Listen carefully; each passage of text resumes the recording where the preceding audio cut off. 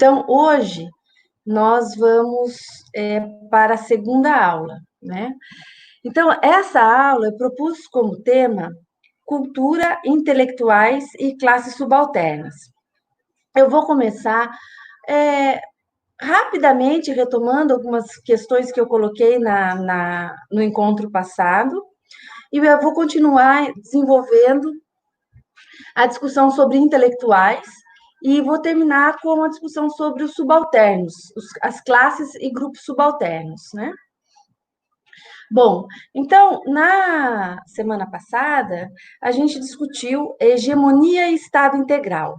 Não é? Então, retomando, Estado integral a gente pode sintetizar na fórmula sociedade política mais sociedade civil, assim como hegemonia é possível sintetizar na fórmula força mais consenso. Né?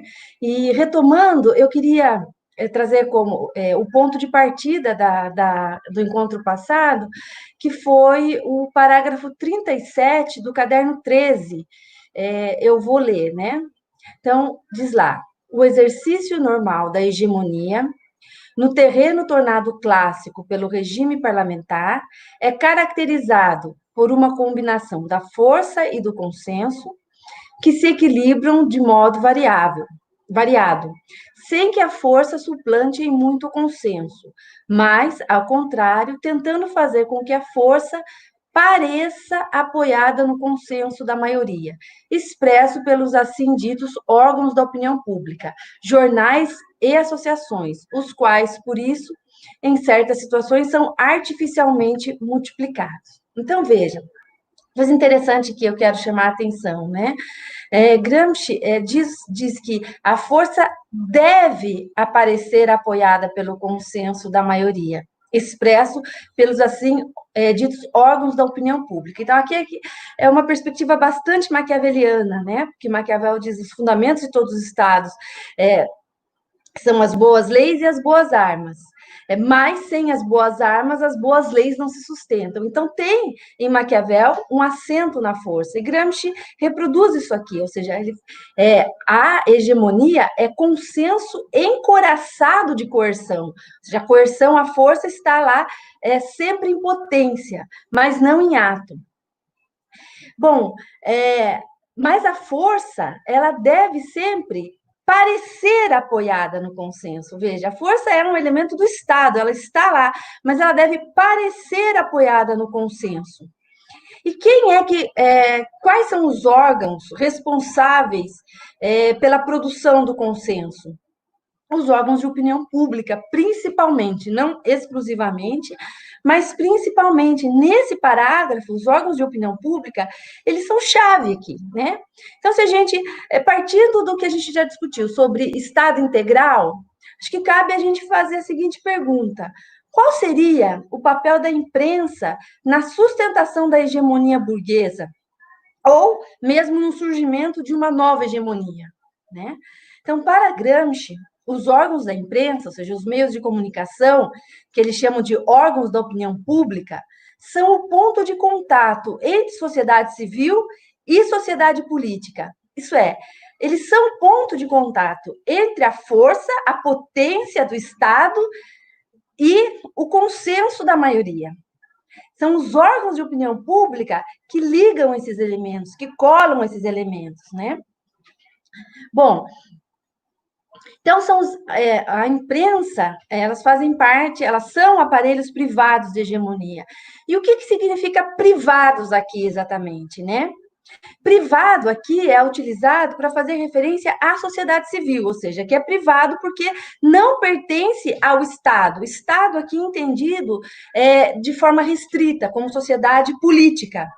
Então, privado significa que pertence à sociedade civil e que na sociedade civil significa que pertence aos grupos organizados, às organizações sociais e políticas na sociedade civil, né?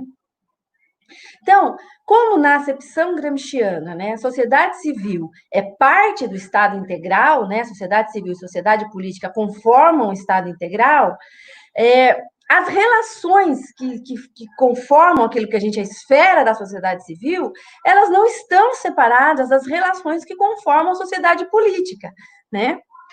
Então, porque são relações sociais de produção da vida. Então, esses órgãos de opinião pública, a despeito de serem privados, né, na medida em que são organizados por frações de classe, eles sustentam a hegemonia vigente, ou seja, a despeito de ser privados, eles sustentam o Estado, né? Agora, Estado integral, sustentam a hegemonia vigente, né? Ou também podem questionar essa hegemonia a depender do grupo social nos quais se sustentam esses aparelhos privados, né? Que criam esses aparelhos privados. Então, se a gente pensar no Brasil, por exemplo, né? A gente sabe que no Brasil, o que a gente chama de grande imprensa, na verdade, é a imprensa corporativa, né? Que reúne um grupo pequeno de famílias, né? De empresários, que não tem, de fato, nenhum interesse na mudança do status quo, né? Então, esses aparelhos privados de hegemonia no Brasil, né, que conforme a grande imprensa, eles são sustentáculos não do governo, não deste ou daquele governo, mas da ordem, do Estado, do status quo, né?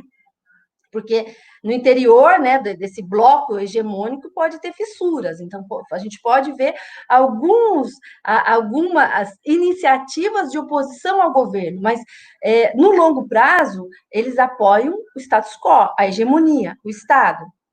Então, desse modo, é possível dizer que o Estado encontra apoio nesses aparelhos privados de hegemonia para organizar e centralizar certos elementos da sociedade civil quando quer iniciar uma ação pouco popular. Gramsci diz isso lá no caderno 7, no parágrafo 83.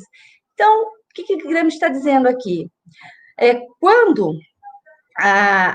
o governo ele quer iniciar uma ação pouco popular, ou seja, uma ação que, via de regra, vai retirar direitos ou vai exigir maior recolhimento de impostos, quem entra em cena para criar o consenso em torno dessas questões são os aparelhos públicos, porque o Estado também tem seus aparelhos de hegemonia, aqui no Estado, no sentido restrito, né, o governo também tem os seus aparelhos de hegemonia. Então, o Estado, por meio dos aparelhos públicos e privados de comunicação, portanto, também por meio dos aparelhos privados de hegemonia, ele prepara a aceitação na sociedade civil para que determinadas medidas impopulares não precisem fazer o uso direto da força. Então, sendo assim, o uso da força pelo aparelho estatal, embora ele seja presente como potência, como eu falei no começo, ele não se realiza, ou seja, ele não precisa se tornar ativo num primeiro momento, ou seja, ele não precisa entrar em ato sem antes esgotar todas as formas de convencimento, as tentativas de direção política por meio do consenso. E aí a gente tem inúmeros exemplos, né? Só para pensar na história atual do Brasil, né? De 2018 para cá, a gente teve uma série de reformas que, na verdade, são formas de desmonte, né, da máquina pública. Nós tivemos reforma trabalhista, reforma da Previdência, uma série de reformas e que contaram com propagandas massivas, né? Propagandas tanto feitas diretamente pelo governo como pelos aparelhos privados de hegemonia. Então, a imprensa, né? Ela passa a divulgar, a gente, né, viu, foi testemunha, né? A imprensa televisiva, escrita, internet, propaganda sobre déficits nos fundos previdenciários, né? Criou-se aí essa ideia de que existe, né, um déficit na Previdência, né? e que seria necessário atualizar a CLT, né? Isso para a criação de empregos, de uma série de elementos que são ou meia-verdade, meias-verdades ou mentiras completas, mas que serviram para dividir os grupos, os diferentes grupos de trabalhadores, as diferentes categorias de trabalhadores, serviu para lançar confusão entre as classes subalternas. Então, com o intuito de criar o consenso em torno da necessidade de reformas, dividir os movimentos dos grupos subalternos e enfraquecer a oposição. Então, por isso que os aparelhos privados de hegemonia e a opinião pública, especificamente, ela está entre a sociedade política e a sociedade civil. Então, aquilo que a gente chama, né, de opinião pública, opinião do público, na verdade, ela é transpassada por lutas de hegemonia a nível da sociedade civil. Então, a grande imprensa, né, que, na verdade, representa diferentes frações do capital e da burguesia, ela sustenta essa hegemonia estabelecida, a própria ordem, né? Então, a chamada opinião pública, ela, na verdade, é a opinião de classe, né? É a opinião privada, que a gente chama de opinião pública, de público não tem nada, a não ser a criação de um consenso, né? Mas o caráter de classe da grande imprensa, né, assim como do Estado, ele não é evidente. Isso não é imediatamente evidente. Ou seja, para o cidadão comum, a imprensa ela reflete a, a, a verdade dos fatos. Né? O caráter de classe ele não é imediatamente acessível, né? Ele é mediado pela cultura. E o que eu quero dizer mediado pela cultura? Bom, em tempos normais, ou seja, em tempos diferentes daqueles que estamos vivendo nesse momento, que são tempos de crise, né? Os grandes aparelhos de opinião pública, eles sustentam visões de mundo que, na verdade, são visões que já são consensuais, que já se tornaram uma fé. Né? Então, no período de neoliberalismo, você apoiar perspectivas neoliberais é você nadar a favor da correnteza, não é verdade? Então, esses aparelhos de opinião pública que sustentam a ordem, eles fazem essa sustentação mediante a própria cultura, né? A própria perspectiva de que já existe uma concepção de mundo que está estabelecida como fé. Então, no conjunto, esses aparelhos de opinião pública corroboram ideias que já são consensuais, que se tornaram parte da cultura de um tempo histórico, né? Eles gozam já de maior aceitação do senso comum, diferente daqueles aparelhos privados de hegemonia que pertencem a grupos de oposição, que pertencem a grupos críticos ao Estado, que eles têm que fazer uma crítica ao senso comum, que eles têm que tornar evidente aquilo que não é evidente. Então, claro, quem nada contra a correnteza precisa dar mais braçadas, né? Então, eu quero aqui deixar claro, né, o link, né, que Gramsci estabelece, esse ligame que ele estabelece entre cultura, política e hegemonia, né? Bom, se existe uma ligação entre cultura, política e hegemonia, existe também uma ligação entre cultura, política, hegemonia e subalternidade. Por quê? Porque hegemonia, ela é uma relação, ela não é uma coisa, né? Hegemonia é uma relação exercida por um determinado grupo que consegue se tornar hegemônico, é uma relação que se dá com os outros grupos da sociedade civil. Então, a hegemonia, se existe hegemonia, então existem também subalternos. Se existem grupos hegemônicos, existem grupos subalternos. Hegemonia, então, ela está intimamente ligada como relação à subalternidade. Né? Então, sempre que se trata de hegemonia, se pressupõe que hajam subalternos. Então, se é assim, né? Então nós devemos nos perguntar se hegemonia e subalternidade estão baseadas em relações de forças, relações sociais de força.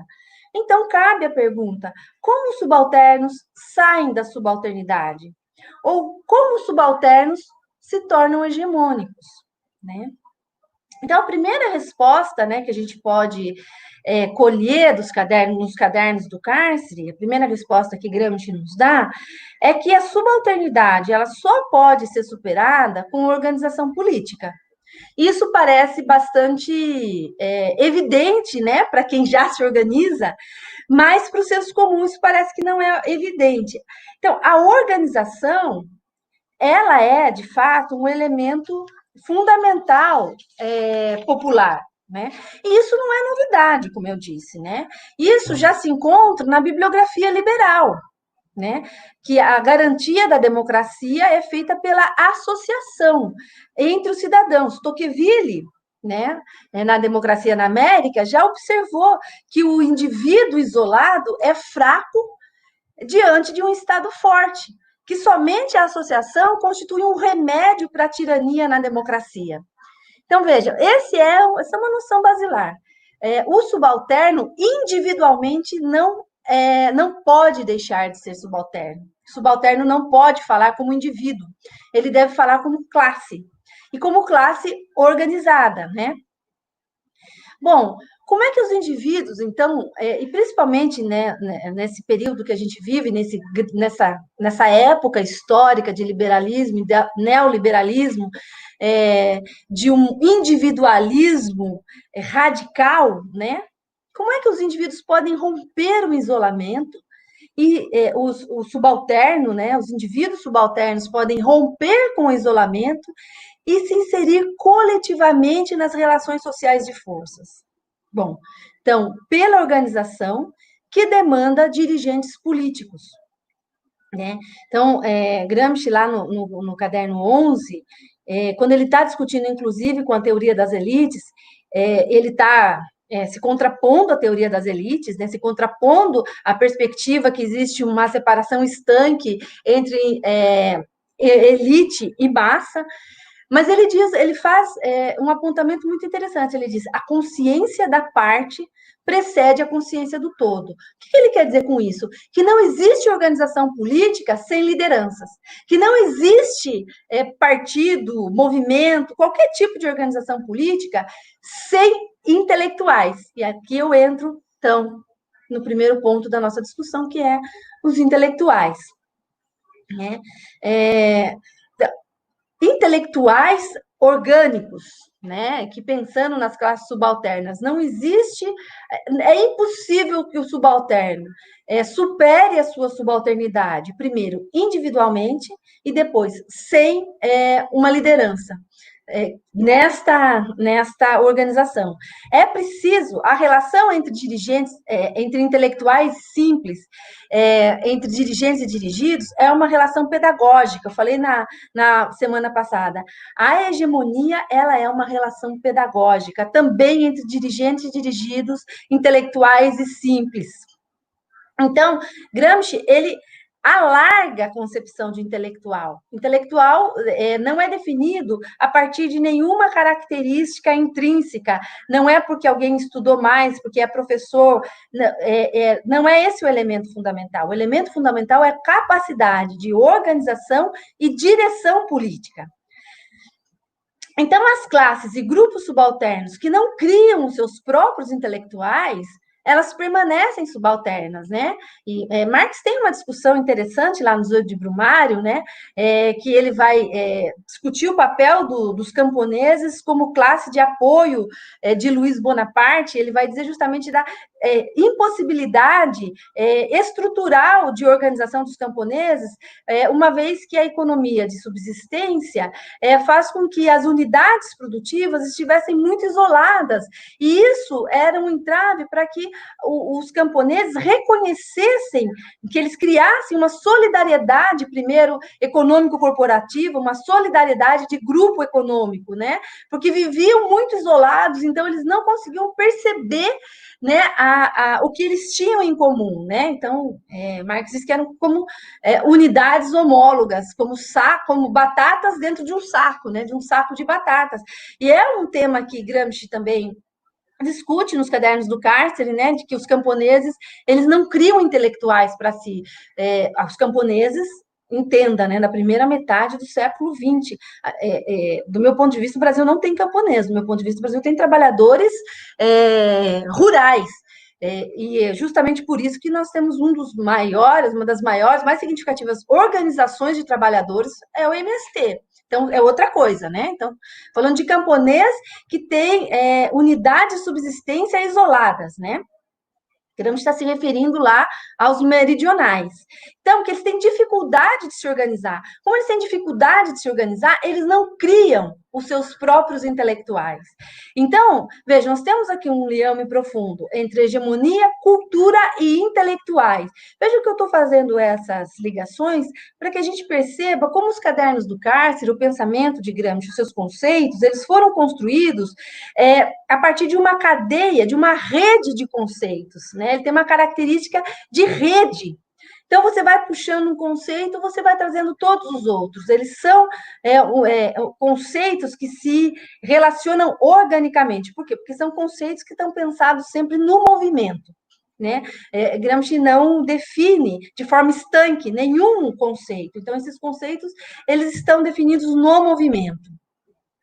Bom, então o tema dos intelectuais, ele está persistentemente presente em todos os planos de estudos feitos por Antônio Gramsci para orientar a pesquisa dos cadernos, porque antes dele começar a escrever nos cadernos, ele faz vários planos, né? Planos de estudo, que ele faz esses planos em cartas para a cunhada, né? A Tatiana Schuste, ele faz esses planos nos primeiros cadernos que ele começa a escrever. Então, fica evidente, né, que Gramsci, ele trabalha o tema dos intelectuais, principalmente no caderno 12, né, que está aqui no volume 2 dos cadernos do cárcere, né, dessa edição, que é melhor que a gente tem em português. Eu sugiro que quem for ler, não use as edições temáticas, aquelas primeiras, que utilize essa edição que começa a ser publicada em 1999. Então, Gramsci formula, né, digamos, ele reúne as notas sobre os intelectuais no caderno monográfico 12, mas ele começa a formular essas notas muito antes, ele começa a formular essas notas mesmo antes de começar os cadernos miscelâneos. Então, o primeiro esboço é formulado numa carta enviada a Tatiana em março de 1927, né, ou seja, logo depois que ele foi preso, né, foi preso em 26. Então, é possível dizer que Gramsci tinha, a despeito das condições adversas, né, um projeto orgânico para a sistematização e desenvolvimento de uma pesquisa sobre os intelectuais, né? E, de acordo com Dora Canucci, né, que tem um livro bem importante que chama Os Cadernos Filosóficos de Antônio Gramsci, de Bukharin a Maquiavel.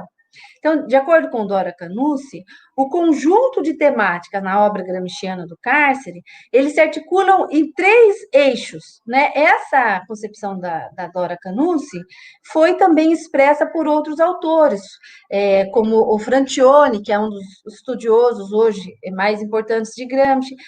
Então, é mais ou menos ele diz algo muito próximo, né, do que ela afirma. Então, que teriam 3 eixos principais nos cadernos do Cárcere. Então, a teoria dos intelectuais, marxismo, e aí marxismo reúne as notas sobre materialismo, idealismo e revisionismo, e revolução passiva, né? Revolução passiva nós vamos tratar na próxima semana, né? São esses 3 temas, intelectuais, marxismo e revolução passiva. São os 3 grandes eixos dos cadernos do Cárcere. São 3 temas apenas, mas são 3 eixos articuladores de temas. Mas Gramsci, ele não pretende fazer uma sociologia dos intelectuais. E eu estou aqui reproduzindo a própria terminologia do Gramsci, porque Gramsci tinha uma perspectiva muito ruim da sociologia. Por quê? Porque a sociologia que tinha naquele tempo, no seu tempo, era a sociologia positivista, né? Uma sociologia mecanicista.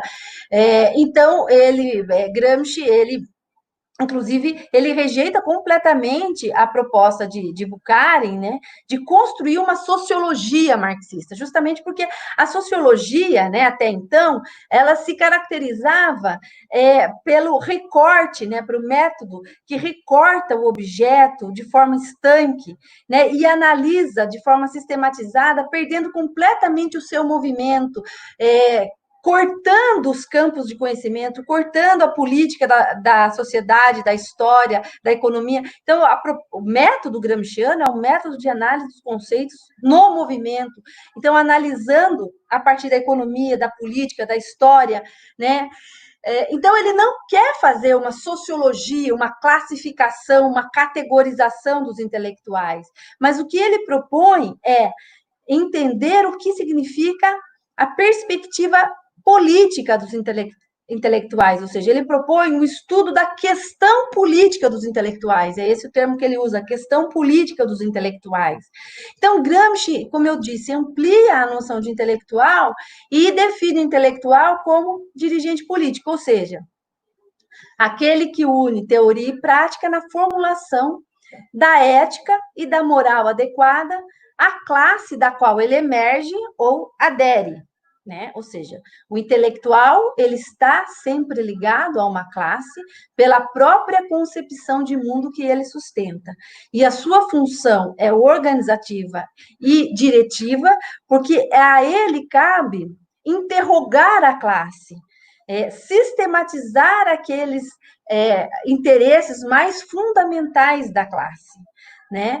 E fazer com que surja da organização de classe novos intelectuais orgânicos, fazer a partir desse contato entre intelectuais e simples que nasçam novos intelectuais. Como esses intelectuais nascem? A partir da crítica da própria concepção de mundo. É a partir da crítica da própria da concepção da consciência de que pela concepção de mundo nós pertencemos a determinada classe, a consciência de classe, é que é possível criar intelectuais orgânicos, ou seja, que tenham consciência da própria historicidade das suas concepções, né? Que não ache que seu pensamento é um pensamento original, mas que tenha compreensão de que nem todos somos conformistas de algum conformismo. Então, o nosso pensamento é fruto de um tempo histórico. E o pensamento, o senso comum, ele é senso comum justamente porque ele é desagregado, porque ele une perspectivas do passado, do presente, perspectivas críticas e conservadoras. Então, o senso comum é desagregado, é bizarro, como diz Gramsci, porque ele une essas perspectivas, né? Então, o pensamento sistemático ele deve fazer a crítica ao próprio senso comum. Quem faz a crítica? O próprio sujeito. Então, cabe ao intelectual interrogar, levar as massas populares a criticar o próprio senso comum, né? Então, Gramsci, ele começa o caderno 12, que é o caderno monográfico sobre os intelectuais, fazendo a seguinte pergunta, abre aspas, os intelectuais são um grupo autônomo e independente ou cada grupo social tem uma sua própria categoria especializada de intelectuais? Ou seja, o que ele está perguntando, né? Os intelectuais estão acima das classes? Os intelectuais são desarraigados? Ou eles pertencem a alguma classe? Então, ele está dialogando aqui diretamente, mais uma vez, com o elitismo, né? Não apenas com os teóricos do elitismo, né? Com Mosca, Pareto, Michels e outros, mas com a cultura italiana, né? O Bobbio, ele tem um texto que chama Perfil Ideológico do Século XIX, em que ele vai dizer exatamente isso, né? Que a marca de fábrica da cultura italiana é o elitismo, ou seja, que pairava no senso comum uma ideia de que a política é assunto de especialistas. Aliás, esse é o senso comum de todos, né, de toda a sociedade contemporânea, né, que a política é assunto de especialista, que o homem comum não deve se meter com política, não deve se envolver com política, e mais do que isso, que o homem simples da massa, ele é incapaz para a política, né, então que a política é assunto de intelectuais, e então Gramsci vai dizer, bom, e quem são esses intelectuais? Esses intelectuais, eles pensam no bem geral, no bem comum? Ou será que esses intelectuais, eles colaboram para a construção da hegemonia de grupos sociais, né? Então, os intelectuais burgueses apareciam no senso comum, como italiano, né, como de resto em geral, como desligado das classes, como se fossem vozes desencarnadas, vozes de autoridade científica ou eclesiástica, na Itália, principalmente eclesiástica, sobre todos os cidadãos sem distinção. Né? Não é à toa que Gramsci chamava Croce de o Papa laico, que o Papa aquele que benze as armas dos dois lados, dos exércitos dos dois lados. Né? Então, é assim que Croce se apresentava, né? Como um pensador acima da luta de classes. Então, Gramsci chama a atenção para o fato de que não existe visão de mundo neutra. Né? E aqui eu lembro que a gente falou na semana passada. Edmundo Dias, né, lembra que hegemonia é racionalidade de classe. Né? Então, uma concepção de mundo, ela é hegemônica porque se torna uma fé. Mas não é porque ela se torna uma fé que ela deixa de ser uma concepção de classe. Né? Então, não existe política neutra. Todos os intelectuais, burgueses ou trabalhadores, pela própria concepção de mundo, pertencem ou se ligam a uma classe social. Né? Então, Gramsci, por isso, ele sublinha o estreito nexo entre as classes sociais, os partidos políticos e os seus dirigentes. Então, eu vou citar aqui uma passagem do caderno 3, parágrafo 119. Ele diz assim: as classes expressam os partidos elaboram os homens de Estado e de governo, os dirigentes da sociedade civil e da sociedade política. Não pode haver elaboração de dirigentes onde falta atividade teórica, doutrinária dos partidos, onde não são investigadas e estudadas sistematicamente as razões de ser e de desenvolvimento da classe representada. Então, vejam, Gramsci está dizendo, olha, esse Estado que nós temos é um Estado de classe.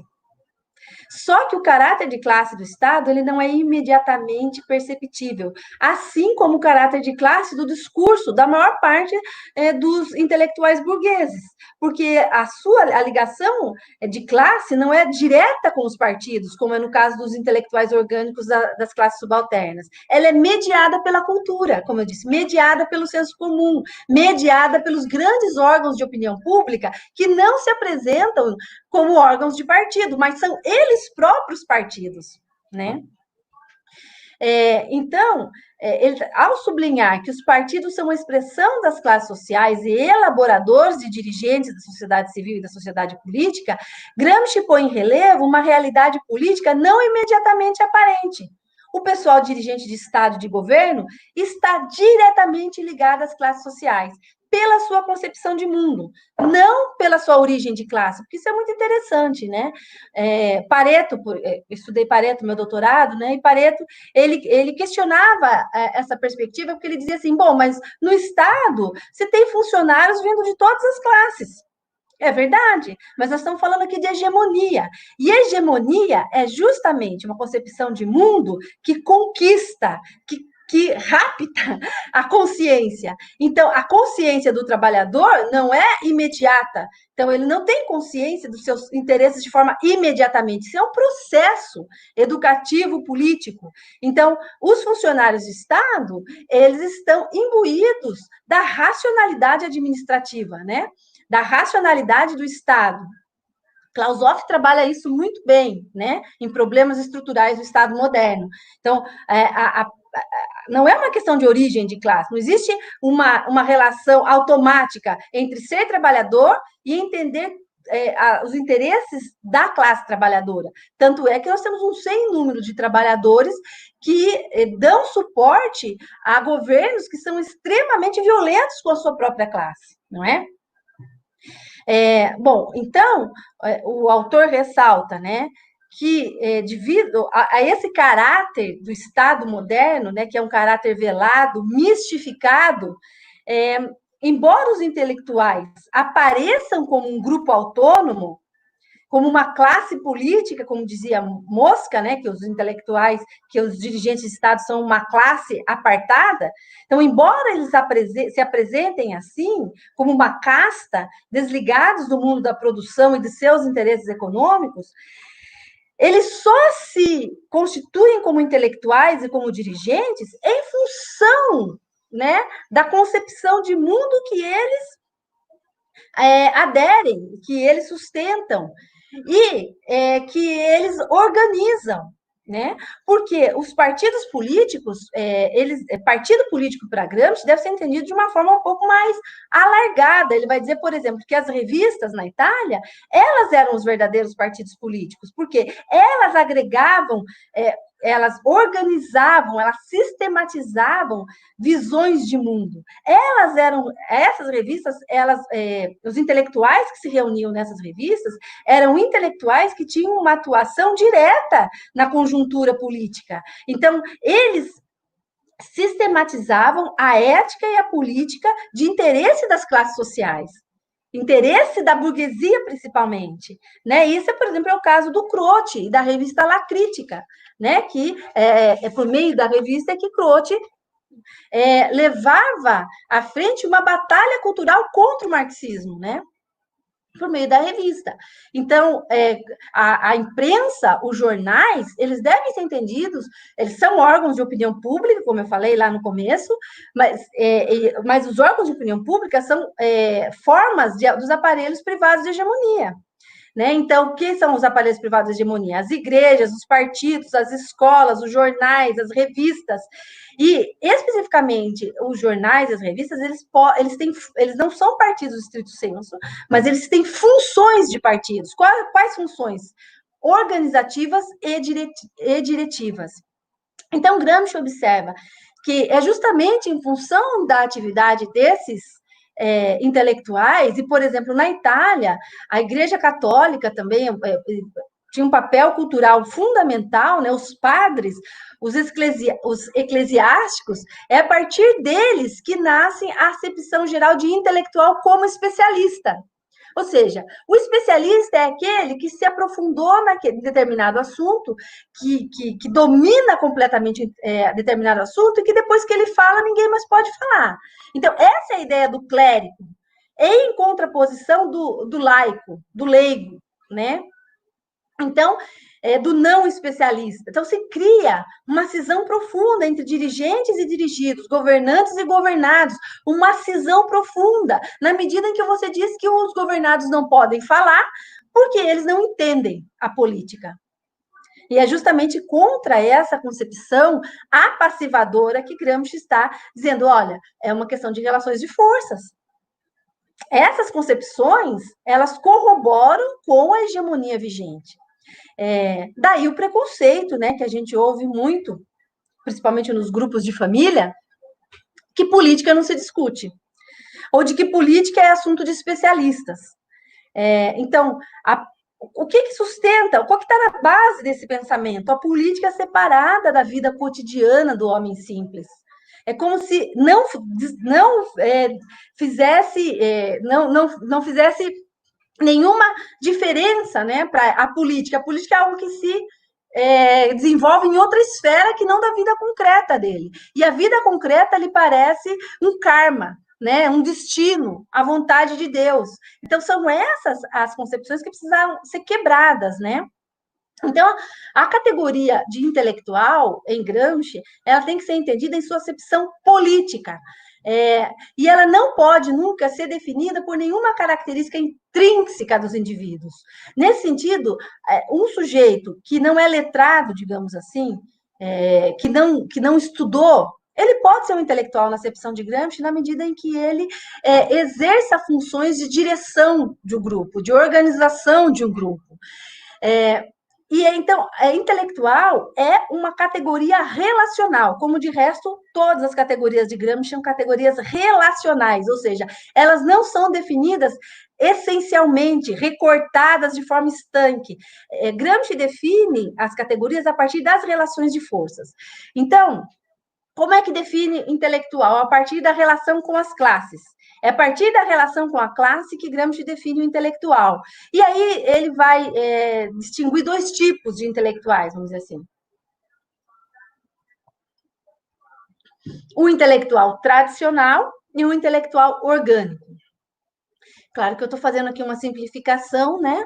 Depois vocês vão se aprofundar com a bibliografia. Então, o intelectual tradicional caracteriza-se, sobretudo, por representar a ética e a política adequada às antigas classes do modo de produção superado. Então, no tempo de Gramsci, né, quem principalmente eram os intelectuais, principalmente os padres, né, sempre que ele falava de intelectuais, os padres. Por quê?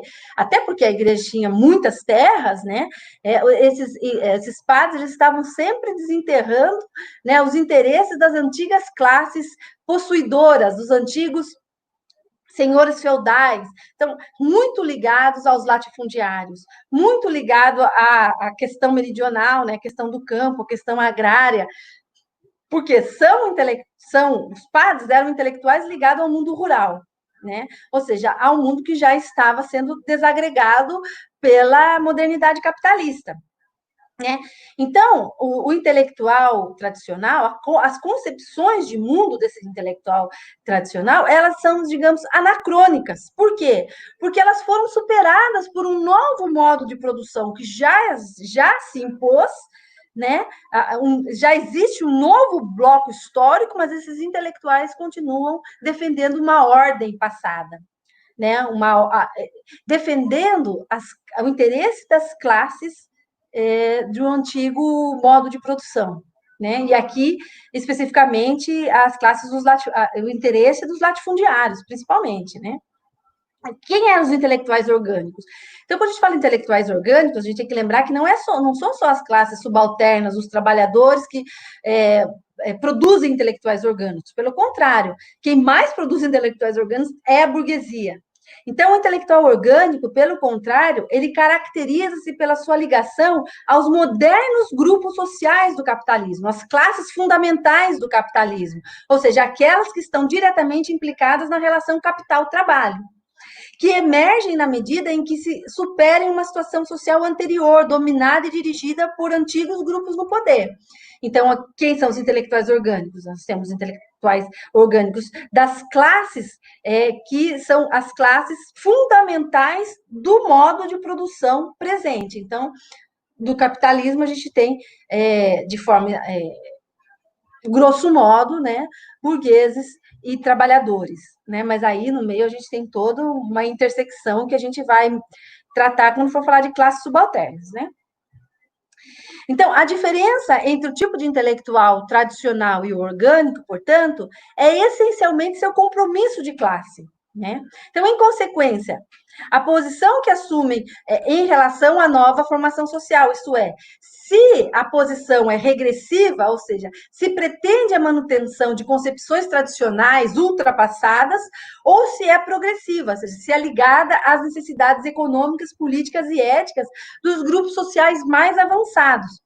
Então, desse modo, a partir da crítica das concepções elitistas, né, Gramsci supera a separação entre os homens que se fundamenta nas suas qualidades pessoais, porque a teoria das elites ela vai definir, né, que existem fundamentalmente dois tipos de homem, homens, mulheres, indivíduos, aqueles que têm características dirigentes e aqueles que têm características de dirigidos, né?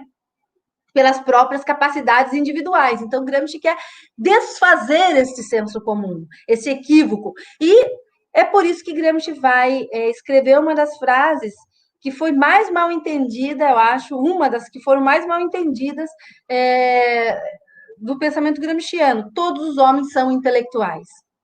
Né? Todos os homens são intelectuais. Ele escreve isso no caderno 12, parágrafo 1. Gramsci afirma, né, que todos os homens são intelectuais justamente para se contrapor a esse preconceito de que o homem simples da massa não entende e não pode se tornar um dirigente político. Que o homem simples da massa não entende de política e não pode se tornar um dirigente político, porque esse é um procedimento, é um instrumento de apassivamento, é um instrumento de dominação. Então, as diferenças entre os indivíduos na sociedade não é de qualidade. Esses são os intelectuais e aqueles não. São diferenças de funções, né? Porque ele vai dizer, todos os homens são intelectuais, mas nem todos têm na sociedade a função de intelectual. Ou seja, nem todos nós exercemos essas funções intelectuais de direção e de organização. Não significa que não somos capazes, que não poderíamos, né? Então, Gramsci procura destruir o preconceito do senso comum de que existiria uma separação de natureza entre intelectuais e simples, de forma que ele insere no âmbito da política e da história aquilo que havia se tornado um pressuposto para a ciência política e para a arte política, a passividade das massas. Em Gramsci é mais correto a gente falar de apassivamento das massas do que passividade das massas, porque não é uma característica intrínseca, é resultado de um processo histórico. Então, para o autor, né, para isso, né, Gramsci acaba por elevar todos os homens à qualidade de filósofos, né? Todos os homens são filósofos. Mas vejam, isso não significa que ele está dissolvendo, né, a filosofia enquanto pensamento sistemático e coerente no senso comum. Ele não está dizendo que filosofia e senso comum é a mesma coisa. Que filosofia é um pensamento sistemático, coerente, mas que não existe uma separação de qualidade entre senso comum e filosofia. A diferença é de grau.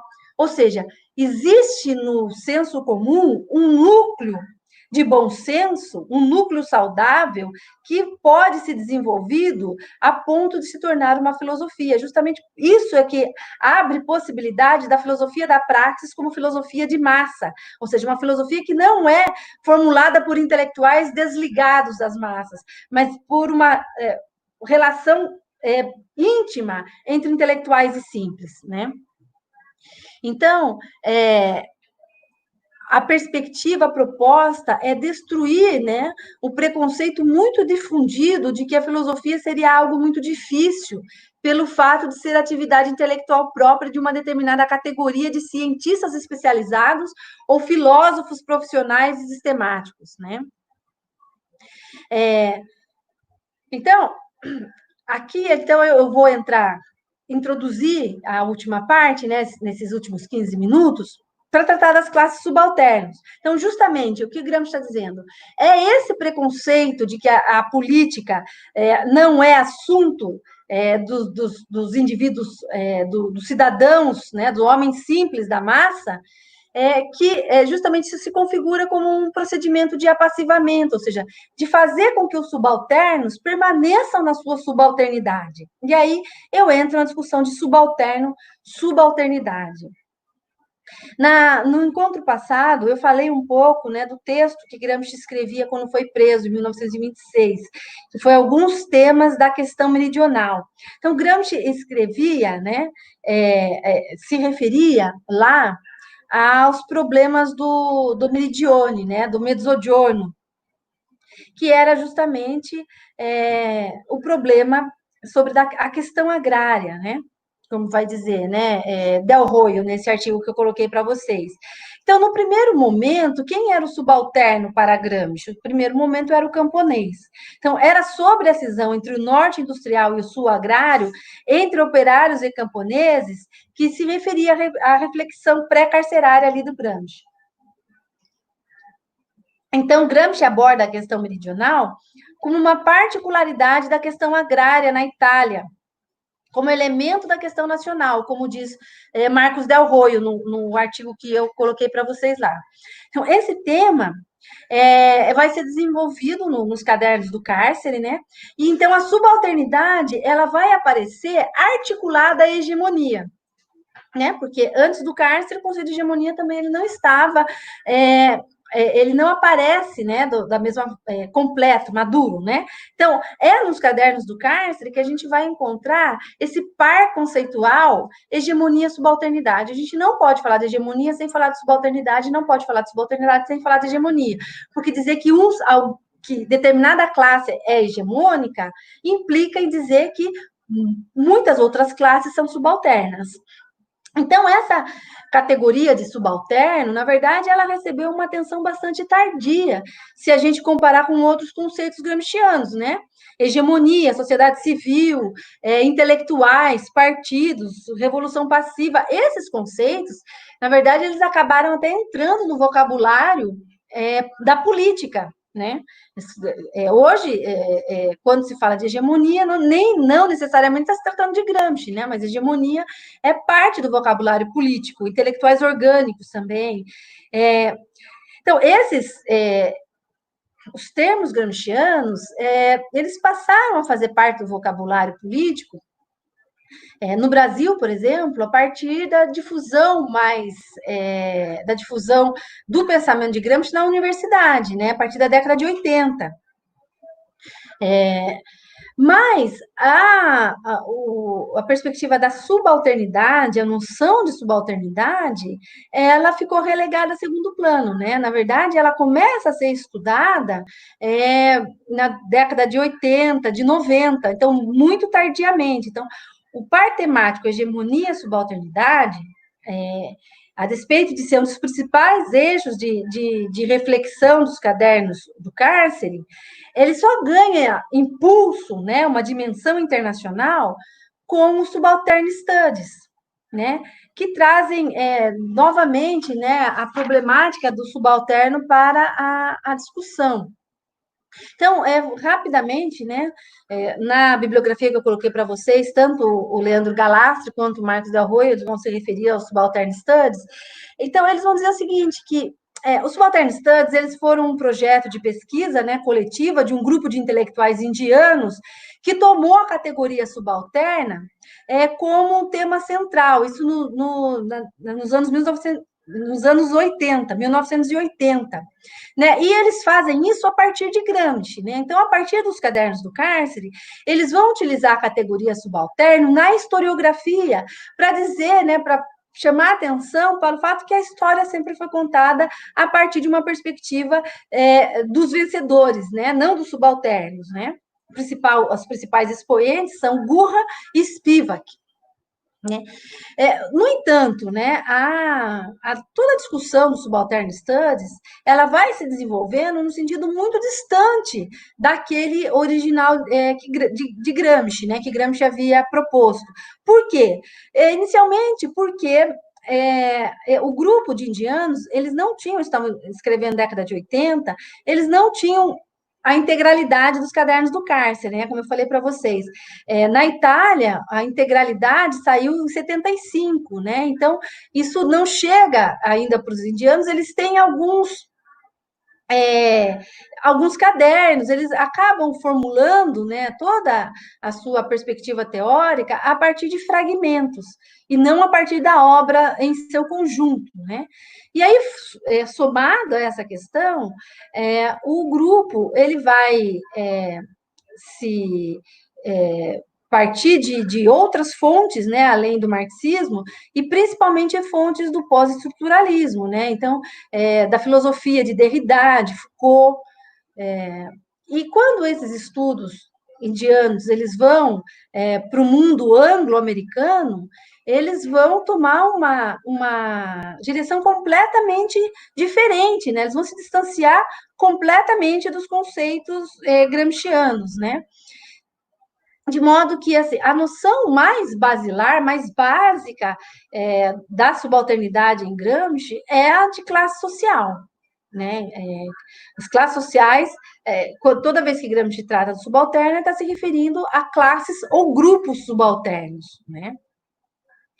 Então, nos Estados Unidos, algumas correntes americanas, os cultural studies, do New Historicism, comumente eles se encontram, eles formulam concepções que lançam o subalterno numa completa indeterminação, né? Então, você não consegue, a partir desses estudos, distinguir tipos de subalternidade, né? Quem trabalha isso é Buttigieg, ele diz o seguinte: de acordo com o autor, né, a subalternidade dos gays, das mulheres e dos grupos étnicos, como os irlandeses americanos, os ítalos americanos, torna-se indistinguível, pelo menos no plano teórico, da subalternidade daquela camada social que não goza dos meios econômicos suficientes para se ter uma vida humana digna.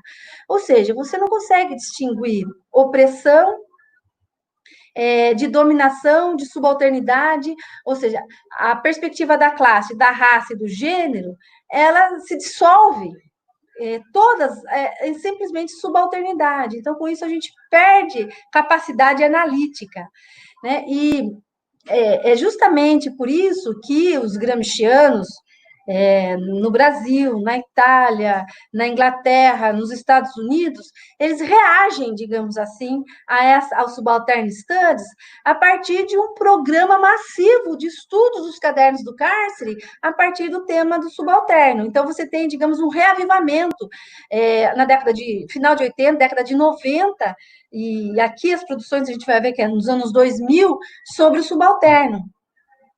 E a Spivak, né, que é uma das principais expoentes, ela inicia, né, essa discussão com a questão: pode o subalterno falar? O subalterno tem condição de se expressar? E o Leandro Galastre, lá no artigo dele, ele vai mostrar como a resposta dos subaltern studies é negativa. Não, do ponto de vista do subaltern studies, se torna impossível que os subalternos se expressem. A razão, principalmente, dessa dificuldade, essa impossibilidade de expressão política dos subalternos é porque não se trabalha com a categoria da coletividade, da organização política. Toda a discussão gira em torno do indivíduo, né, da perspectiva individual. Então, os indivíduos, nesta perspectiva, não encontrariam espaços sociais para a difusão da própria fala. E aí eu cito Galastre, né? Então, para Spivak, então, o subalterno não pode falar, não tem condições de se organizar e não possui representação política, sendo esse conjunto de características a definição própria de subalternidade para a autora. Desse modo, o proletariado não poderia ser considerado subalterno, já que em vários contextos ele é organizado. Há um problema analítico aqui. Se há organização e representação, os grupos subalternos não são mais subalternos? Estariam a meio caminho de se tornarem grupos dirigentes? Estariam já nas rédeas da edificação de um novo bloco histórico? Pouco provável que fosse. Palavras do Galastre, né? Então, vejam, essa indeterminação do subalterno, né? Esse empobrecimento da categoria que é vista, né? O subalterno é visto apenas pelas lentes do individualismo. Gramsci trata de indivíduos subalternos, mas é o indivíduo que pertence ao grupo, né? Então, esse empobrecimento, esse esvaziamento do conteúdo de classe do subalterno, ele traz outros problemas que não são, digamos, solucionáveis a partir dessa perspectiva do subaltern studies, né? Então, o elemento principal que afasta o subaltern studies dos estudos gramscianos é a categoria de classe que está ausente nos primeiros. Então, os subalternos para Gramsci, Gramsci define o subalterno como grupos subalternos ou classes subalternos. Então, como mostra Del Roio, né? Del Roio cita, né, o caderno 3, nomeado de História da Classe Dominante e História das Classes Subalternas. Então, ele traz uma observação, né? Gramsci traz uma observação de caráter metodológico. Então, eu vou encerrar em 5 minutos. Aí eu vejo as questões. Então, Gramsci, ele propõe, né? Ele faz 2 observações de caráter metodológico. A primeira: a história das classes subalternas é necessariamente desagregada e episódica. Isso aqui é fundamental para a gente entender as nossas dificuldades de organização. A história das classes subalternas é necessariamente desagregada e episódica. 2. Há na atividade dessas classes uma tendência à unificação, ainda que em planos provisórios, mas essa é a parte menos visível e que se demonstra somente com a obtenção da vitória. Então, as classes dominantes, as classes subalternas, pelas próprias características, é desagregada, né? Então, a vida fragmentada das classes subalternas é vista por Gramsci como uma característica da própria situação social dessas classes, né? Da situação social desses agrupamentos, que estão sempre submetidos à exploração e à opressão. Então, Del discute isso no artigo dele. Então, a história, como a gente fala, coloca, como eu já disse, né? A história dificilmente é contada do ponto de vista dos subalternos. A história e a ideologia dominantes, elas são a história e a ideologia das classes dominantes, como diz Marx e Engels lá na ideologia alemã. Né? Então, a concepção de mundo vigente, né? A religião do homem moderno é a religião burguesa, liberal e neoliberal. Então, as classes que são subalternas, elas têm dificuldade de se unificar, né, de criar uma concepção de mundo homogênea e orgânica, a ponto dela poder se universalizar para todo o conjunto social.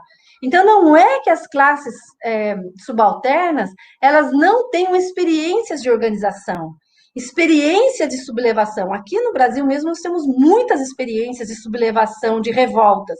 O problema é que esses grupos que se revoltam, eles têm dificuldade de se unir, de acumular experiência organizativa, de criar um movimento orgânico, né?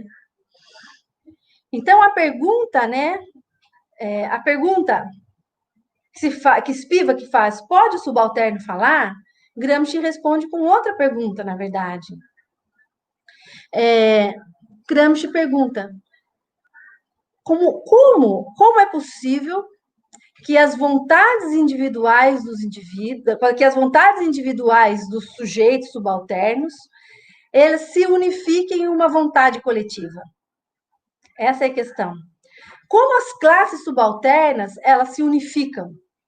Ou, dito de outra forma, como a cultura das classes subalternas se rompe e se transforma numa cultura e vontade coletiva antagônica às classes dominantes. Como que se rompe a subalternidade? Como que nós conseguimos romper o caráter de massa da nossa consciência? Essa é a questão, né? Então, esse movimento histórico, né, de criação de uma nova hegemonia, ele só se torna possível na medida em que as classes subalternas, elas consigam se unificar. E elas consigam formar os seus próprios dirigentes, formar os seus próprios intelectuais orgânicos, em que elas sejam capazes de se organizar de forma autônoma, que elas não sejam dirigidas pelos grupos dominantes. Porque a grande questão é que muitas frações das classes dominadas, elas constituem partidos, constituem movimentos, mas esses movimentos, eles agem na pauta dos dominantes. É os dominantes quem pauta a discussão, quem pauta a direção. O grande desafio é construir pautas próprias do movimento popular, direções próprias do movimento popular. Então, como nós dissemos no começo, eu fecho com isso, não se pode pensar a condição subalterna e a luta por emancipação dissociada da organização e da formação de intelectuais. Então, a subalternidade é uma situação de classe, não é uma condição. Eu não sou subalterno porque eu sou incapaz, eu não sou subalterno porque eu conheço pouco da política, eu não sou subalterno porque eu sou analfabeto. Eu sou subalterno porque eu estou numa relação de subalternidade, que é histórica, que é política, que me mantém nessa situação. Portanto, é uma situação de classe que está imersa numa relação social de forças. E aqui, então, subalternidade é uma relação, não é uma qualidade do sujeito. Né? Então, como romper essa situação? Essa que é a questão. Né? Então, na próxima aula, na semana que vem, eu vou continuar essa discussão da subalternidade como classe e como relação, e aí para pensar a revolução passiva, crise orgânica e fascismo. Né? E aí a gente fecha o curso. Então, eu vou encerrar por aqui e eu vou começar, então, a responder as questões. Deixa eu ver aqui. Então, a primeira. Cristiane Vieira. Boa tarde. Gostaria de esclarecer uma dúvida. Como Gramsci qualifica a hegemonia? ela seria desejável em algum cenário, no tempo? Então, Cristiane, veja bem, a hegemonia, ela não é uma coisa, como eu falei, ela é uma relação, né? E sendo uma relação, Gramsci caracteriza a hegemonia como a própria forma, como a própria condição de existência do poder político. Existe poder político? E aí eu estou falando do poder político capitalista, né? Sobre a sociedade capitalista que a gente está falando, né? Existe Estado capitalista? Então existe hegemonia. Então, hegemonia não é algo que se queira ou não se queira. Hegemonia é uma relação. E é uma relação que constitui o próprio poder político. Agora, nós, como subalternos, como classe subalterna, nós estamos nessa relação de subalternidade justamente porque ainda não fomos capazes de construir uma organização capaz de unificar as diversas frações das classes subalternas, capaz de universalizar a nossa consciência, a nossa visão de mundo, capaz de disputar a hegemonia. Nós temos disputado a hegemonia, mas numa escala ainda muito pequena, que não coloca em xeque a hegemonia vigente, né? Então, a hegemonia é uma relação, né? Érica Martins. Partido é partido político? Sim, Érica. Partido é partido político. Então, veja, Gramsci, quando ele, resgatando um pouco da biografia de Gramsci, né? Uma das grandes questões durante a ocupação as ocupações de fábrica, o período das ocupações de fábrica, do biênio Rosso, 1919-1920, na Itália, eram as discussões no âmbito do próprio Partido Socialista Italiano sobre o papel dos conselhos de fábrica, né? Porque para uma parte, né, do PSI, Bordiga, por exemplo, sustentava que é o partido político quem deve conduzir a classe no seu projeto político. As frações sindicais dentro do PSI entendiam que a luta econômica ela era assunto, ela era objeto do sindicato. E aí nós tínhamos os conselhos de fábrica, que na verdade atravessavam tanto as funções de partido, diretivas e organizativas, quanto atravessava as funções do sindicato, que é de organização econômico-corporativa. E o grupo do Lorde Novo, do qual Gramsci fazia parte, entendia que os conselhos de fábrica, por reunir elementos de partido, elementos do sindicato, ele poderia ser uma unidade fundamental de organização, de auto-organização da classe trabalhadora, semelhante aos soviets na Rússia.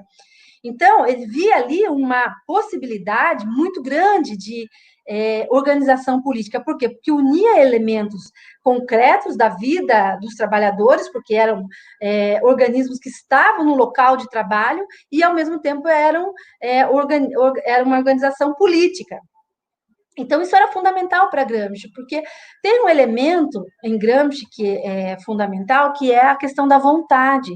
Né? Carlos Neto Coutinho tem um livro que chama de Rousseau a Gramsci, que lá ele discute a importância da vontade em Gramsci, né? Que a vontade em Rousseau se refere à própria liberdade, ou seja, é livre o sujeito que dá a si a própria lei, né? Que é o sujeito que é o dono da própria vontade. E é por isso que, para Rousseau, né, só é livre o Estado governado pela vontade geral. No entanto, essa vontade geral, ela é metafísica, ela é desencarnada, enquanto que quando Gramsci estabelece, né, quando ele pensa na vontade, né, vocês devem ler, quando lê quando a gente lê os Cadernos do Cárcere, a gente vê a vontade nacional popular. A vontade nacional popular é justamente a perspectiva da autonomia, ou seja, da construção de uma perspectiva de classe, mas a construção pela própria classe. Ou seja, a vontade nacional popular é a vontade das classes subalternas, organizadas num projeto político nacional, ou seja, que supera as divisões que ele tratava lá na questão meridional. Então, veja, quando os conselhos de fábrica, quando acabam as ocupações de fábrica, que o movimento operário é completamente desorganizado, inclusive com a cooperação, né, com a negociação das lideranças do PSI, praticamente o PSI acaba. Essa é uma das condições para o surgimento do Partido Comunista. Então, no Partido Comunista, se cria o Partido Comunista, Gramsci é um dos principais lideranças nessa perspectiva, né, pelo menos a perspectiva de Gramsci na criação do Partido Comunista é da criação de um instrumento da classe, mas que seja capaz de formular concepções de forma autônoma, não dirigida pelas classes dominantes, né? Então, quando o Gramsci fala do partido, ele abre o caderno 13 falando do novo príncipe, né? Do novo condottiero, capaz de criar uma organização homogênea das classes subalternas. Então, na Itália, né, capaz de unificar campo e cidade, camponeses e operários, né? Então, ele está tratando do partido político. Gramsci via um partido político como o primeiro, principal elemento organizativo da classe, mas ele não, o partido político é sempre pensado na articulação com a revista, com a imprensa, com os movimentos, essa maleabilidade que a gente tem que ter, de pensar o partido de forma largada, mas o partido político é o partido político, o Partido Comunista, por exemplo, da Itália, né? Vanessa Dias. Professora, seria possível falar novamente o nome do livro da autora, que faz uma análise filosófica dos cadernos? É Dora Canucci. Canucci, eu vou escrever aqui. Dora Canucci. Deixa eu escrever aqui de novo.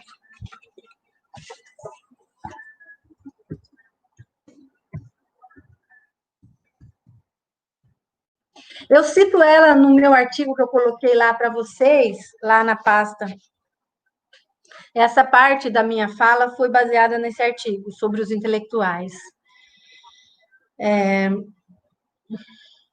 Seria possível falar novamente, certo? Jonas Santos, eu gostaria, professora, que você falasse um pouco da concepção de Gramsci acerca da religião. Muito obrigada, Jonas. Perfeito. Eu gostaria mesmo de falar sobre isso. Então, existem diversos sentidos, né? As discussões que Gramsci faz sobre religião nos cadernos do cárcere, ela pode ser acessada a partir de diferentes chaves, né? Então, a gente pode pensar religião como religião confessional, e aí a discussão é principalmente sobre o papel que teve a Igreja Católica, e especificamente o jesuitismo na Itália, na organização da cultura italiana e na criação de uma perspectiva subalterna e do apassivamento das classes sociais, das classes subalternas, né? Então, a religião pode ser acessada a partir da perspectiva institucional, confessional da religião.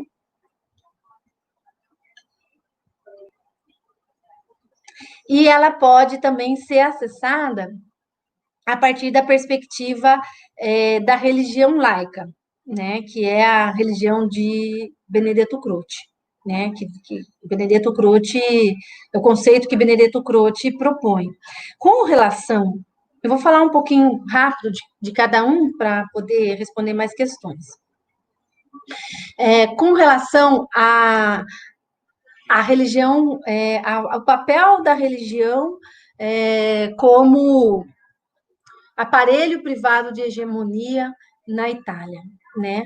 Gramsci diz que o catolicismo, que a Igreja Católica, ele conseguiu algo que nenhum grupo laico tinha conseguido até o momento, que é a unificação numa mesma organização entre intelectuais e simples.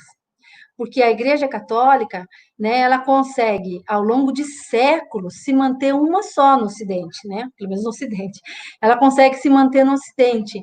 E ele vai dizer que quando surge uma nova fração, como os franciscanos, uma fração de caráter mais popular, uma fração de caráter é, é, menos ligado aos grupos dominantes, a Igreja Católica consegue disciplinar esses grupos e trazê-los para dentro da instituição.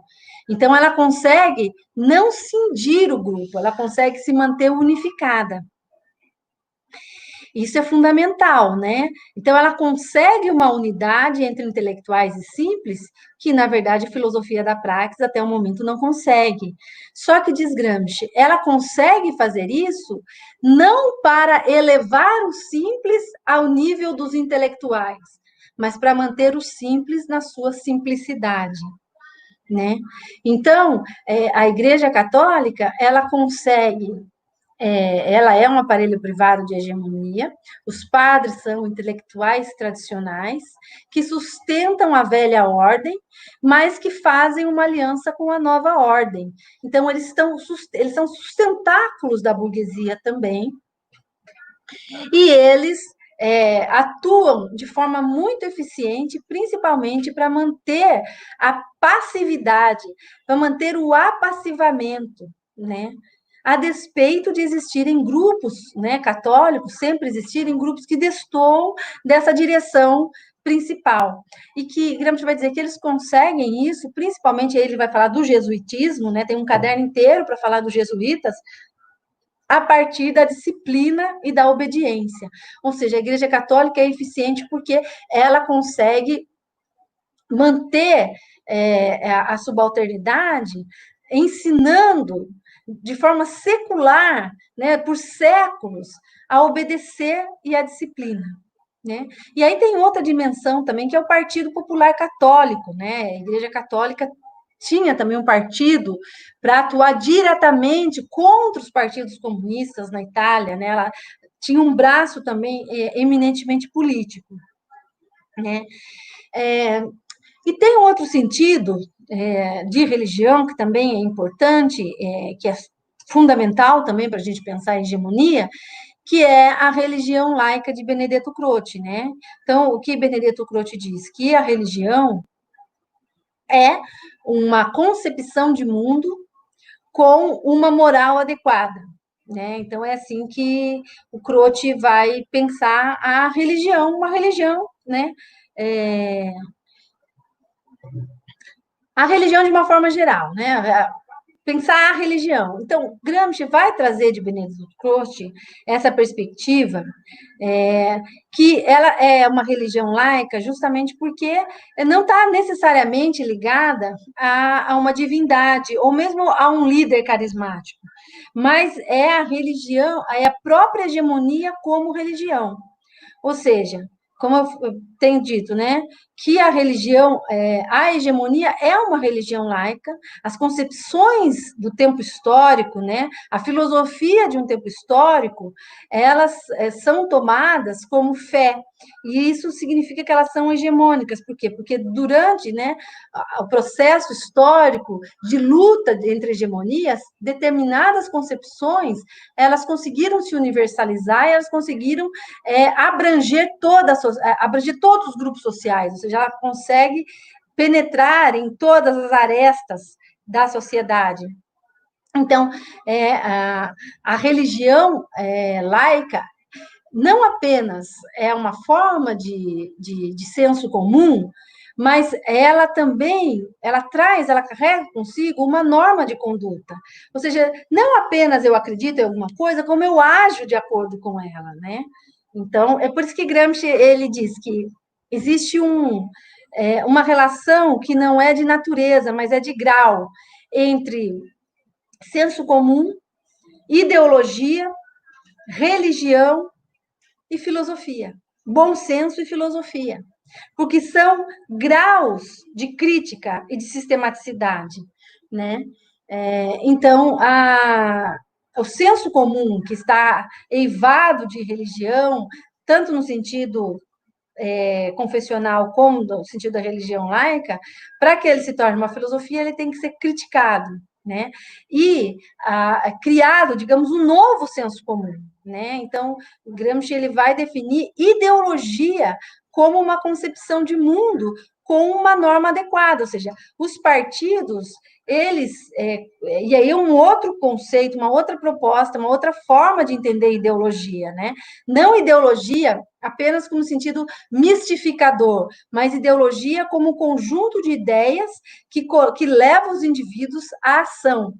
E aí ele vai dizer que, no caderno 13 também, que as ideologias são simplificações filosóficas que levam os indivíduos às ações. Então, por exemplo, a gente pensa na ideologia de partido, né?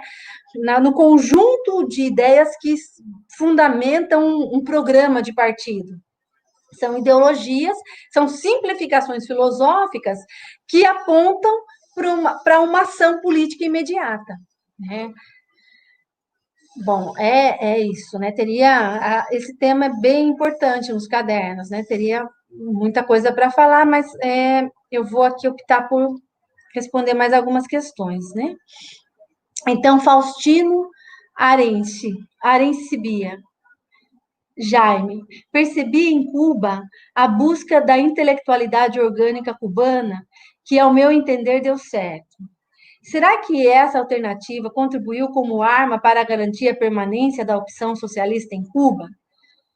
Então, não sei se eu entendi exatamente, né? A busca da intelectualidade orgânica cubana. Eu precisaria entender exatamente o que você está tratando como intelectualidade orgânica cubana. Mas, de todo modo, eu vou responder a partir do que eu entendi, né?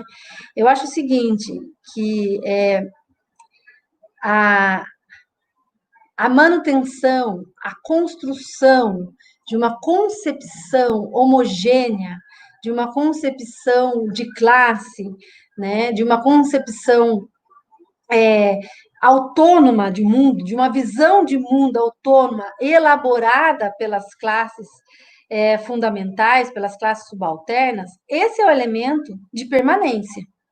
Quanto mais sólida quanto mais sólidas forem essas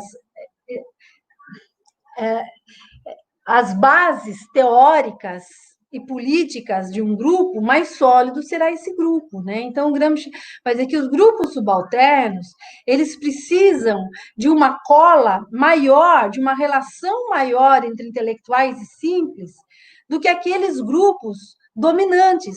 Os grupos dominantes, a intelectualidade, os intelectuais orgânicos, eles não precisam estar em contato direto com os simples.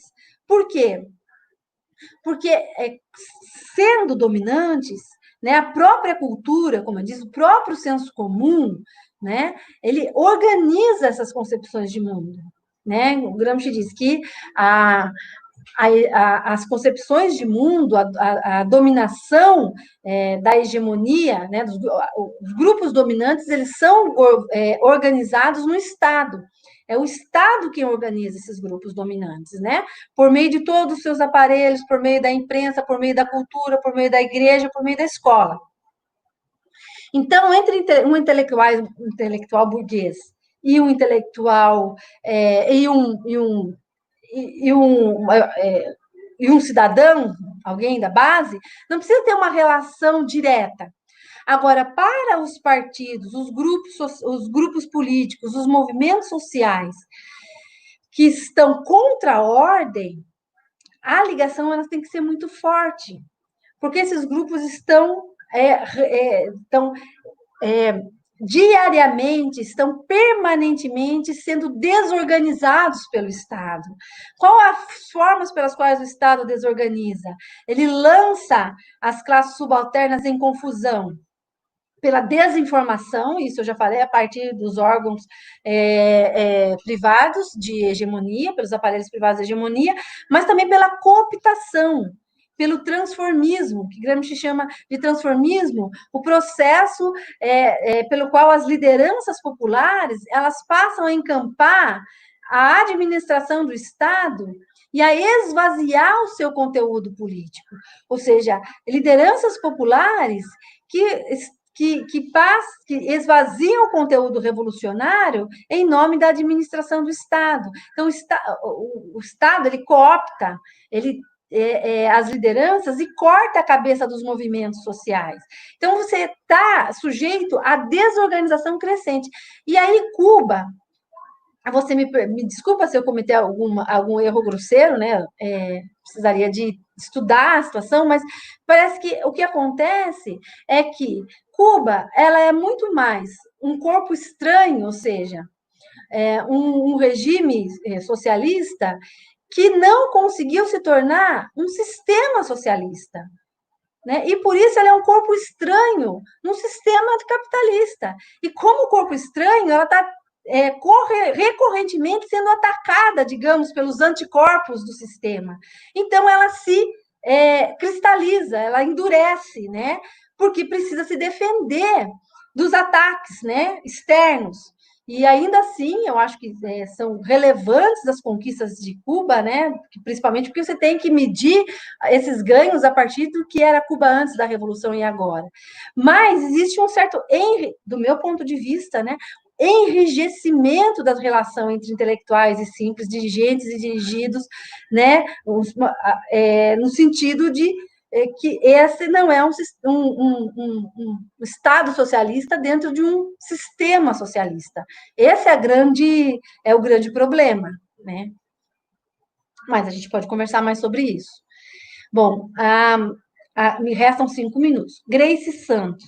Qual é o papel dos intelectuais tradicionais na atualidade? Essa questão do ponto de vista do debate sempre gera polêmicas. É verdade, Grace, e é muito difícil, né? Você categorizar. Então, você tem que ter uma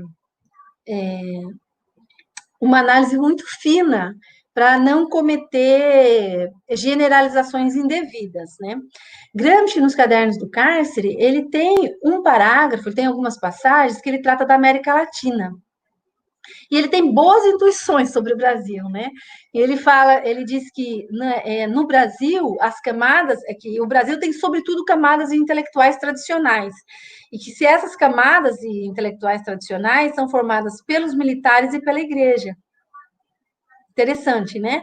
E, de fato, só que quando a gente olha para a realidade concreta, né, multifacetada, e extremamente contraditória, a gente vai ver que tanto no interior do corpo militar, a gente teve, historicamente, uma série de iniciativas ou grupos pequenos, indivíduos, que se tornaram, digamos, intelectuais orgânicos das classes subalternas, né, como Prestes, por exemplo, né, que era um tenente, né, o movimento tenentista, e nós temos também a teologia da libertação, né, que é um fenômeno latino-americano, e os padres da teologia da libertação foram responsáveis pelo surgimento do que teve de melhor na América Latina em termos de luta, né, que é o surgimento dos movimentos sociais no final da década de 70, início da década de 80, né, os movimentos que deram as SEBs, né, as comissões, as pastorais e as comissões eclesiais de base, a atuação dessas organizações da Igreja Católica deram lugar ao MST, à CUT, ao PT, às lutas, às grandes greves. Então, vejam, para a gente entender, né, o caráter dos intelectuais, nós temos que entender qual a relação. Então, se eu disser que os militares, tradicionalmente, eles são intelectuais tradicionais, né, que, na história, de uma forma geral, é verdade, mas não é verdade dizer que não existiram exceções a regras, e a Igreja Católica é a mesma coisa, né, então, a gente precisa pensar, né, qual é a relação a que nós estamos se o intelectual é definido a partir das relações em que eles se inserem, nós precisamos entender quais são essas relações para poder definir de que tipo de intelectual se trata, né? A última, Márcia de Souza. Os líderes pentecostais são intelectuais tradicionais ou orgânicos? Então, vejam, é uma boa pergunta e bem difícil também, porque quando a gente diz líderes, a gente está tratando dos pastores, né? Então, veja, a gente precisa ver qual grupo, né? Você está falando dos pentecostais, neopentecostais, então eu vou fazer generalizações aqui. E aí eu posso cometer injustiça com algum grupo, mas na generalização, esses grupos pentecostais, neopentecostais, eles estão dirigidos, né, essas lideranças, elas estão ligadas às frações mais reacionárias da burguesia, né? Porque nós temos que pensar que a nossa burguesia, né, e aí, professor Plínio Júnior, me desculpe se eu cometer algum engano, porque ele é que entende bem do assunto, a nossa burguesia, ela é uma burguesia, nós temos frações da nossa burguesia extremamente reacionárias, né? E aí, ligadas ao agronegócio, né?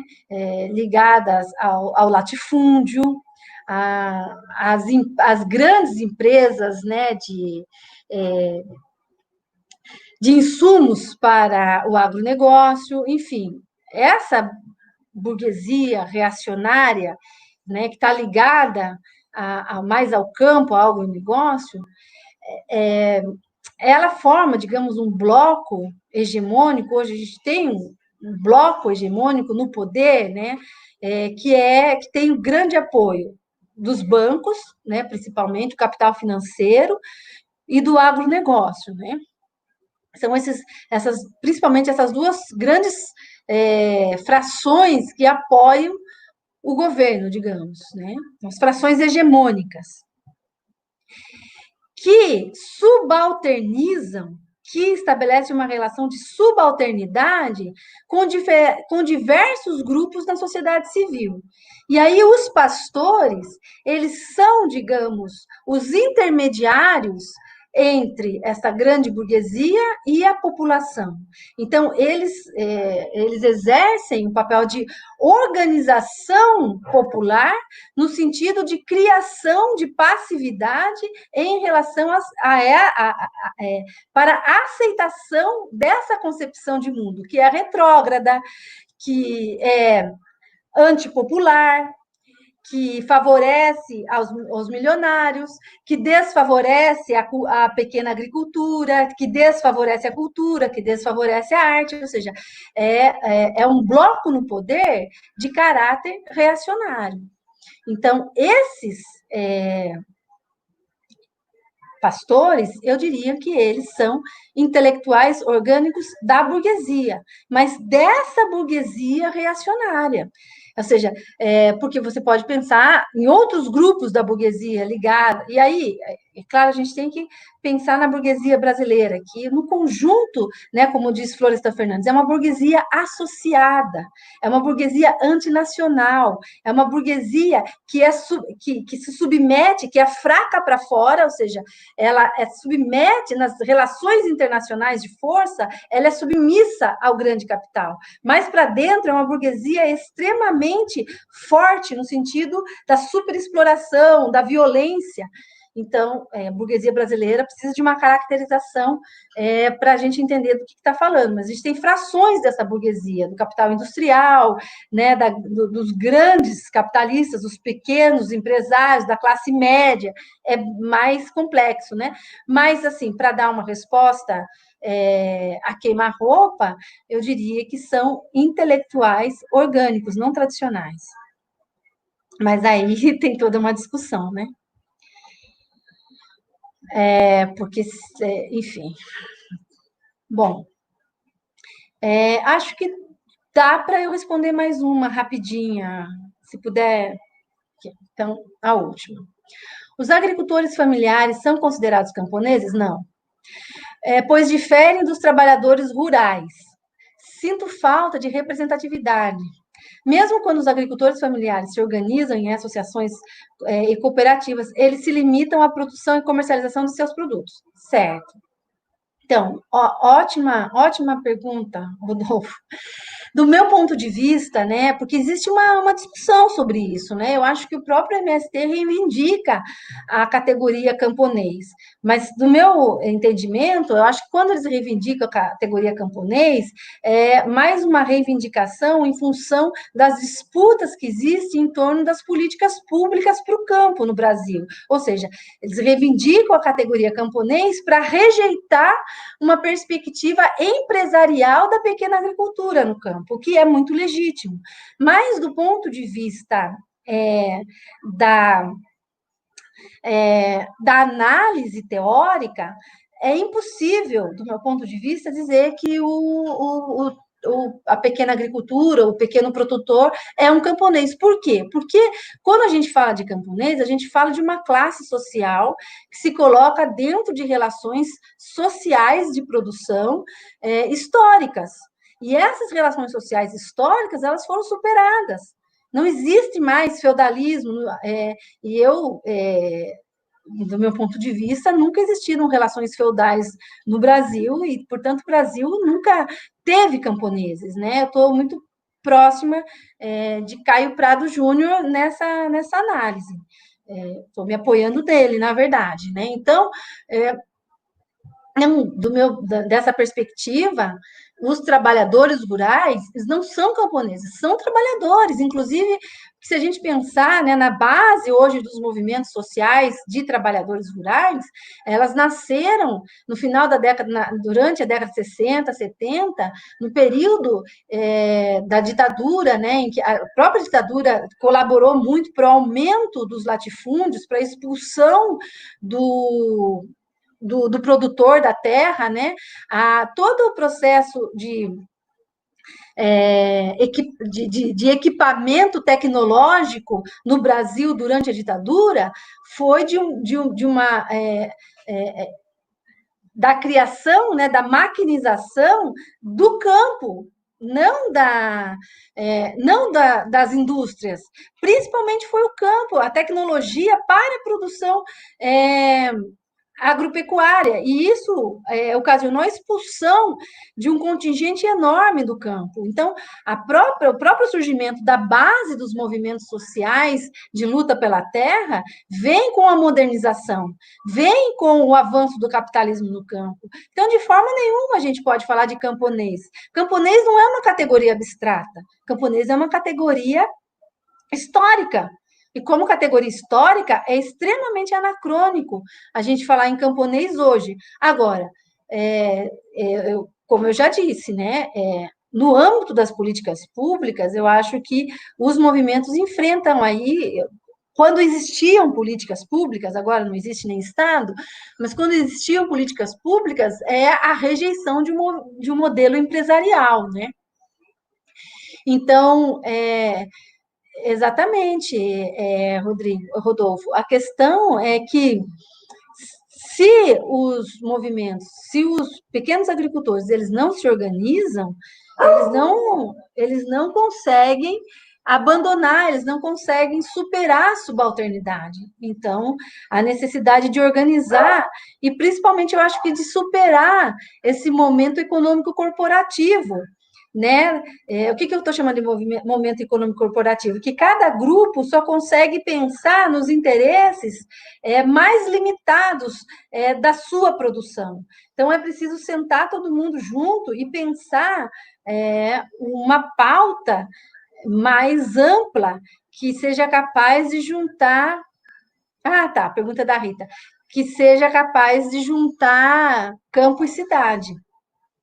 Mas é excelente a pergunta da Rita, e da Rita Oliveira, e eu acho que é fundamental. Eu acho que o campo no Brasil, né, é chave para a organização política. Enfrentar o agronegócio e o latifúndio é a chave mais profunda, né, do nosso dilema da Revolução Brasileira. que não aconteceu. Bom, gente, eu já passei do tempo, né? Eu queria agradecer a todos vocês, agradecer as perguntas, foram todas muito boas, e dizer para vocês, né, que na semana que vem a gente então vai continuar discutindo a questão do subalterno, e aí nós vamos discutir crise orgânica, revolução passiva e fascismo. Então, boa tarde a todas, a todos, e até a próxima.